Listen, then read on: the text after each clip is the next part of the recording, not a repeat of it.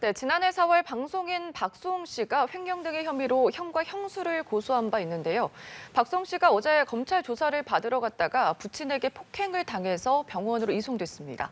자세한 사건 내용 김성수 변호사와 짚어보겠습니다. 어서 오십시오. 안녕하세요. 네, 굉장히 충격적이고 한편으로는 안타깝다 이렇게 생각을 해야 될까요? 방송인 박수홍 씨가 출연료를 횡령을 해서 형을 고소를 했고 어제 대질 조사를 받으러 갔는데 아버지에게 폭행을 당했습니다. 어떻게 된 거죠?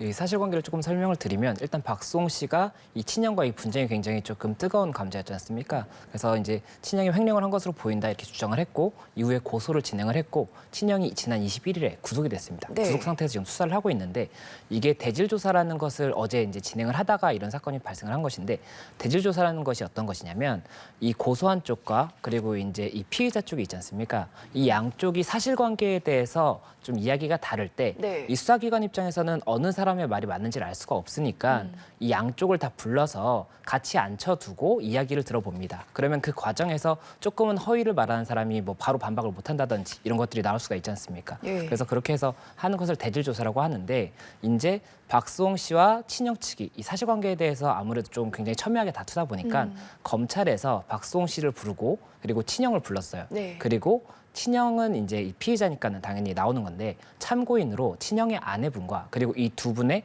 아버지 있지 않습니까? 이 아버지가 같이 출석을 한 겁니다. 그리고 출석을 했는데 오전 10시에 이제 수사가 시작되기 대질 조사가 시작되기로 했는데 아버지가 박수홍 씨를 보자마자 정강이를 발로 걷어차고 왜 인사를 안 하느냐 그러면서 뭐 흉기로 뭐 굉장히 조금 상해를 하겠다 이런 이야기를 했다고 해요. 그러다 보니까는 박수홍 씨가 그 이야기를 듣고 같은 아들인데 어떻게 뭐 이러느냐 이러면서 절규를 하면서 이렇게 하다가 과호흡으로 실신을 한 겁니다. 네. 그래서 그 과정에서 10시 18분경에 이 박수홍 씨의 변호인이 이제 응급 구구대를 그 구조대를 불러서 이제 조금 병원에 이렇게 실려가는 그런 사건이 있었고 이후에 이제 뭐 전화로 대질 조사를 마쳤다고 하는데 네. 그 이후 소식은 조금 후에 다시 한번 설명을 드리겠습니다. 네, 박수홍 씨의 아버지가 인터뷰에서도 인사를 안 해서 정강이를 걷어찬 거다 이렇게 얘기를 했거든요. 근데 박수홍 씨가 대질 조사 가기 전에 불안감을 많이 호소했다고 하더라고요. 그래서 방검복을 입고까지 갔다고 하는데 굉장히 그러면은 불안하고 또 위험성 있는 상황이 벌어질 수도 있다. 이런 생각이 들어서 그렇게 한 거잖아요. 그러면은 신변 요청, 신변 보호 요청 이런 거는 할 수가 없는 건가요? 지금 이야기가 나오고 있는 부분은 이제 박수홍 씨가 이렇게 많이 불안감을 느끼는 거에 있어서 뭐 아버지가 뭐 조금 위험한 물건을 들고 박수홍 씨 집에 또 찾아가고 뭐 여러 번 협박성 이야기를 했다 이런 이야기가 나오고 있거든요. 그렇다 보니까는 박수홍 씨 입장에서는 굉장히 무서울 수밖에 없겠죠. 그래서 그런 상황에서 이런 또 사태가 벌어지다 보니까는 아무래도 이 대질 조사의 제도에 대해서도 조금은 논의가 다시 있어야 되는 것이 아니냐 이런 얘기가 나올 수밖에 없는 것이고 네. 그리고 이와 관련해서 이제 그런 범죄에 대한 진술을 한다든지 이런 것을 조금은 좀 이렇게 지양할 수 있도록 하기 위해서 보복 범죄에 대한 이런 특가법에 처벌 규정이 있습니다. 네. 그런데 그런 규정이 있다고 하더라도 결국엔 대질조사제도 자체를 조금은 손을 보지 않으면은 이런 사건이 계속 발생할 수밖에 없기 때문에 이런 부분들에 대해서는 조금 논의가 필요하다고 좀 말씀을 드릴 수가 있을 것 같아요. 네. 그래서 제가 대질조사를 이렇게 나가 보면 저는 이제 보통 피해자분들을 많이 이제 변호를 하기 때문에 네. 피해자 입장에서는 이 상대방이 만나기가 굉장히 무서운 경우가 많습니다. 그리고 실제로도 뭐 제가 같이 가 있을 때도 뭐 나왔는데 이제 검찰에서 대질 조사를 마치고 나왔는데 상대방이 일부러 저희를 이제 겁먹게 하려고 뭐 멱살을 잡는다든지 이런 경우도 많아요. 네. 그런데 대질 조사를 지금 이 정보화 시대에 인터넷도 굉장히 많이 발전을 했는데 꼭 직접 만나야 되는 것이냐 이것도 굉장히 좀 논의를 해봐야 되는 부분이거든요. 이번 사건을 계기로 예. 해서라도 그래서 그런 부분들을 조금 말씀을 드릴 수 있을 것 같고 그 보복 폭행 관련해서 좀 말씀을 드렸던 거는 특가법 5조의 9에 보복 범죄의 가중 처벌이 있고 이 보복 범죄로 폭행이나 협박 등을 한 경우에는 폭행 1년 이상의 유기징역의 형을 처할 수가 있게 됩니다. 예. 그리고 폭행이나 협박 같은 경우에는 반의사 불벌죄라고 해서 피해를 입은 사람이 이 사람을 처벌하지 않겠다라고 하면 처벌을 하지 않을 수 있는 죄인데 이 보복 범죄로 가게 된다면 반의사 불벌이라고 하더라도 처벌을 할 수가 있기 때문에 예. 이와 관련해서 이제 검찰에서는 바로 앞에서 이런 사건이 벌어졌지 않습니까? 그래서 이걸 어떻게 판단할지 조금 귀추가 주목되지 않나 생각이 됩니다. 네, 아무래도 이 박수홍 씨 아버지에 대해서 처벌을 할 수 있는지 여부에 대해서도 관심이 많이 쏠리고 있는데 그러면은 처벌 가능성이 있다 이렇게 볼 수가 있겠네요. 예, 반의사 불벌죄인 폭행이나 협박으로 본다고 하더라도 네. 그 뭐 박수홍 씨가 처벌을 하고 하고 싶다라고 한다면 처벌이 당연히 가능할 수가 있는 부분이고 그리고 이제 특가법으로 본다고 한다면 보복 폭행이라고 본다고 한다면 반의사불벌이라고 하더라도 처벌 가능성이 있기 때문에 그 경우에는 당연히 처벌될 수가 있겠죠. 네. 박수홍 씨의 아버지는 지금 형이 아닌 자신이 모든 자산 관리를 해왔다 이렇게 주장을 하고 있습니다. 이걸 놓고 지금 친족상 도례를 악용하는 게 아니냐 이런 추측도 나오고 있는 상황이거든요. 우선은 이 친족상 도례가 뭔지 그리고 박 씨 아버지가 왜 이렇게 주장을 하고 있는지도 궁금하네요. 네, 이 친족상도례라는 것이 친족 간의 뭐 특정 범죄 같은 경우에는 형을 면해준다든지 아니면은 뭐 고소가 있어야만 처벌할 수 있는 그런 규정이 있습니다. 네. 그래서 뭐 대표적인 것으로는 뭐 권리행사 방해죄라든지 절도죄라든지 이런 것들이 친족상도례인데 횡령 같은 경우에도 형법 360조 1항에 따라서 361조 1항에 따라서 친족상도례가 적용이 돼요. 그래서 횡령 같은 경우에도 뭐 직계 혈족이라든지 그러니까 아버지와 아들 사이라든지 아니면 동거하고 있는 친족, 동거하고 있는 가족 그리고 배우자 같은 경우에는 횡령을 했다고 하더라도 형이 면제가 돼요. 그러니까는 아버지 입장에서는 직계 혈족이지 않습니까?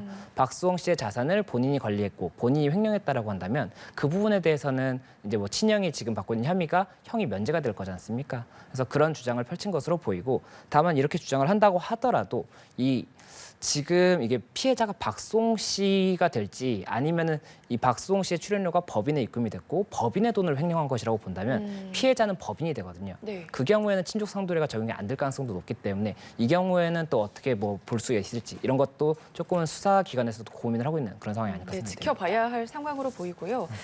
이번 사건을 계기로 이 친족상도례가 지금 상황과 시대 상황과 맞지 않다 그런 지적도 나오고 있는 상황이거든요. 변호사님은 어떻게 보세요? 네, 이게 친족상도례라는 것이 이제 가족의 일은 가족에서 해결할 수 있도록 뭐 절도죄, 사기죄 이런 것들을 형을 면제한다든지 이렇게 해서 국가 권력에 개입하지 않겠다라는 것인데 네. 지금 현재 이런 정서와는 많이 맞지 않는 부분이 많다고 보고 그리고 저도 이제 변호사 일을 하다 보면 가족 간의 소송도 굉장히 많거든요. 정말 가족이지만 가족이라고 보기 어려운 그런 상황도 많은데 이런 것들을 다 형 면제로 해서 형사 사건으로는 조정할 수가 없다고 한다면 오히려 피해자들이 너무나 억울할 수가 있기 때문에 형 면제 부분을 뭐 반의사 불벌이라든지 이렇게 조금 규정을 바꾸는 이런 논의가 필요한 것이 아닌가 생각이 됩니다. 네, 저도 이 가족들이 예능에서 나와서 화목하게 지내는 모습도 봐서 굉장히 이제 충격적으로 다가오는데 이 가족 간의 법적 다툼이잖아요. 앞으로 결론이 어떻게 날 거라고 예상하십니까?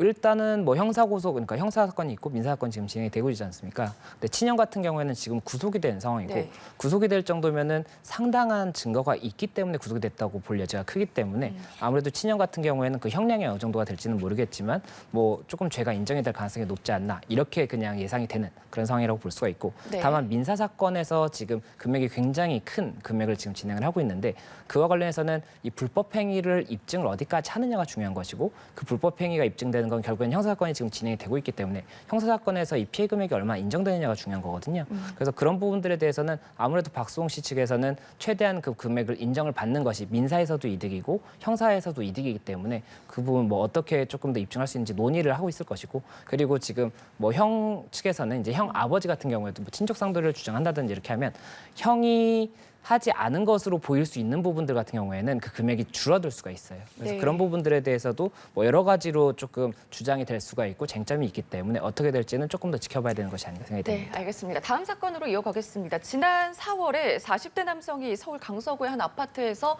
이웃을 살인을 했습니다. 오늘 이 남성에 대한 1심 선고가 나왔거든요. 우선 사건 내용부터 정리해 주시죠. 이 사건 설명을 좀 드리면 지난 4월에 말씀하신 것처럼 40대 남성이 서울 강서구 한 아파트에서 이제 살고 있었습니다. 그리고 기초수급자였는데 모친이 사망한 겁니다. 모친이 사망하고 아파트를 이제 퇴거해야 되는 그런 상황에 놓였는데 돈이 필요하지 않습니까? 그래서 돈이 필요한 상황에서 이 돈을 마련하기 위해서 이웃의 이 어머니와 알고 지내던 60대 여성 A 씨를 이 범행 대상으로 이제 좀 마음을 정하고 그리고 비밀번호를 알아내서 그 집에 이제 몰래 들어가서 이런 뭐 금품이라든지 이런 것들을 찾기 시작한 겁니다. 그런데 그 과정에서 이 A 씨가 집으로 돌아왔어요. 그렇게 됐고 집으로 돌아온 A 씨를 이 남성이 이제 좀 사망에 이르게 한 거죠. 그래서 사망에 이르게 했고 그로 인해서 이제 그 이후에 도망을 갔는데 부천 한 모텔에서 검거가 되고 지금 현재 1심 선고가 이루어졌다는 그런 소식입니다. 네, 이 검찰이 이 남성에 대해서는 사형을 구형을 했거든요. 1심 선고 결과 27년형이 징역형이 나온 거죠. 예, 맞습니다. 지금 재판부에서는 이 검찰은 사형을 구형을 했고 이와 관련해서 굉장히 조금 계획적인 범행이라고 보이고 그리고 이 범행의 이유가 뭐 마땅히 없음에도 불구하고 이렇게 살인을 한 것은 좀 사회에서 영구적으로 격리될 필요가 있다 이런 주장을 했던 것으로 보이거든요. 예. 그런데 법원에서는 이와 관련해서 이 남성이 주장했던 것들 중에 한 가지가 본인이 처음부터 이런 살인을 목적으로 들어간 것이 아니라 이렇게 좀 몰래 뒤지다가 절도의 목적으로 들어갔다가 좀 흥분한 상태에서 입만 막으려고 했는데 코까지 막아서 질식을 하게 된 것이다. 그러니까 과실치사라는 취지의 좀 주장을 했던 것으로 보이고, 그리고 당시에 이제 어머니가 떠나셔서 뭐 여러 가지로 약물을 복용했다든지 이런 부분들이 있었기 때문에 심신미약의 주장도 일부는 했던 것으로 보입니다. 그래서 네. 그런 부분들을 법원에서는 조금 양형 사유로 보고, 또 그리고 절도범행도 최초의 절도범행으로 봤던 것 같아요. 네. 그렇다 보니까는 뭐 사형까지는 조금 판결이 좀 과하다고 판단했던 것인지 징역 27년 선고했고, 또 그리고 이 위치 전자장치 있지 않습니까? 이게 이 사람이 어디로 가는지 이 부분을 보는 것을 검찰에서는 이 부분 위치 전자장치도 좀 부착을 해달라 이렇게 요청을 했었는데, 네. 이 부분도 법원에서는 재범의 위험성이 있다고 보기 어렵다라고 해서 기각을 했던 거죠. 그렇다 보니까는 이와 관련해서 이제 1심에서 이 형이 확정이 될지, 아니면 검찰이나 아니면 그 상대방 쪽에서 항소를 할지, 이런 부분들도 조금 지켜봐야 되는 상황이 아닌가 생각이 됩니다. 네, 알겠습니다. 다음 내용으로 한번 넘어가 보겠습니다. 2014년에 선임병들의 지속적인 가혹행위로 사망한 고 윤일병의 유족이 국가를 상대로 손해배상 소송을 했습니다. 그런데 최종 패소를 했고요. 우선은 판결 내용을 좀 짚어보기 전에 어떤 내용이었습니까? 이게 2014년에 굉장히 뉴스에서 많이 나왔고, 저도 그래서 그 당시에도 많이 봤던 그런 소식인데요. 네. 2014년 3월경에 이제 윤일병이라고 하는 그 육군 일병이 있었습니다. 근데 이 육군 일병이 이 가혹행위로, 선임병들의 가혹행위로 인해서 사망에 이르게 됐는데, 그때 당시에 이제 이 가혹행위를 했던 사람이 한 명이 아니라 굉장히 여러 명이었고, 뭐 집단 폭행을 당한 것으로 보이는 그런 정황도 있었고, 그리고 가혹행위에 대해서 그 가혹행위의 수법에 대해서도 굉장히 조금 충격적이다라고 할 수 있는 부분들이 있었기 때문에 그런 부분들이 관심을 많이 모았었고, 또 이 사망 원인에 대해서도 처음에는 이 군에서 기도 폐쇄로 인한 질식사라고 이렇게 좀 그 사망 원인을 밝혔다가, 네. 나중에 군 인권센터에서 이 관련해서 폭로를 해요.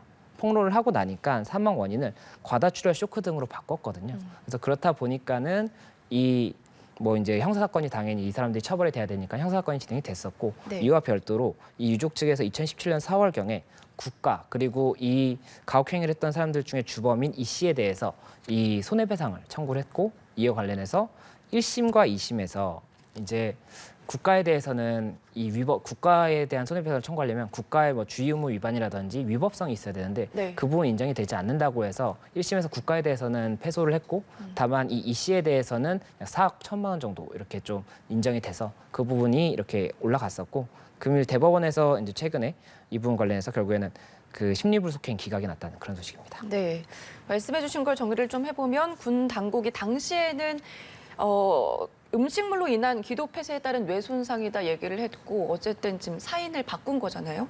아무래도 유족 측에서는 은폐 의혹으로 이거를 보고 있는 상황인데, 말씀해 주셨어요. 대법원 원심 판결을 심리 불속행으로 확정을 했는데, 이거는 또 뭔지도 궁금하네요. 예, 이 대법원에서 심리불속행 기각을 했는데, 이 심리불속행이라는 것이 상고심 절차에 관한 특별법이라는 게 있습니다. 그 대법원은 상고심이거든요. 네. 그래서 이 대법원에서는 법률심이기 때문에 뭐 법령의 중대한 위반이라든지 뭐 이런 몇 가지 사유가 그 법에 규정이 돼 있어요. 그래서 그 법에 규정된 사유가 아니면 대법원에서는 심리를 하지 않고 그냥 바로 기각을 할 수가 있거든요. 그래서 지금 이번 같은 경우에 대법원에서는 이 사유에 해당하지 않다고 보고 기각을 했다는 거죠. 네. 그렇다 보니까는 유족 측에서는 아무래도 조금 많이 좀 불만이 나올 수밖에 없는 그런 사건이라고 볼 수 있습니다. 네, 그러니까 특별한 사유가 없다. 대법원은 이렇게 얘기를 했고요. 대법원 판결에 대해서 아무래도 유족 측은 어떤 입장이죠? 예, 말씀드렸던 것처럼 지금 1심, 2심에서는 국가에 대해서 일단 손배소가 인정이 되지 않은 상태였지 않습니까? 네. 그래서 유족 측에서는 이제 상고까지 했던 부분인데, 결국에 심리불속행 기각이라고 해서 아예 대법원에서 이 사건을 열어보지도 않았다, 이렇게 조금 보이는 부분이 있다 보니까 이 부분 굉장히 좀 부당하다, 심리불속행 기각이라는 것은 조금 너무 과했다, 이런 좀 주장을 하고 이야기를 하고 있는 것이고, 그리고 심리 뭐 관련해서 결국 이 사건은 뭐 이렇게 해서 거의 확정이 될 가능성이 크다고 보이지만, 네. 그래도 끝까지 진실을 밝혀서 이 떠난 윤일병의 이런 좀 억울함을 달랠 수 있도록 하겠다, 이렇게 이야기를 한 것으로 알려져 있습니다. 네, 군 인권센터 기자회견을 좀 보면은 국가배상 소송은 군에 의해서 진상을 규명할 방도가 없었던 유가족들에게는 마지막 선택지였다, 이런 얘기를 했거든요. 변호사님이 보시기에는 이 판결에 대해서 어떤 견해가 있는지도 말씀을 해주시죠.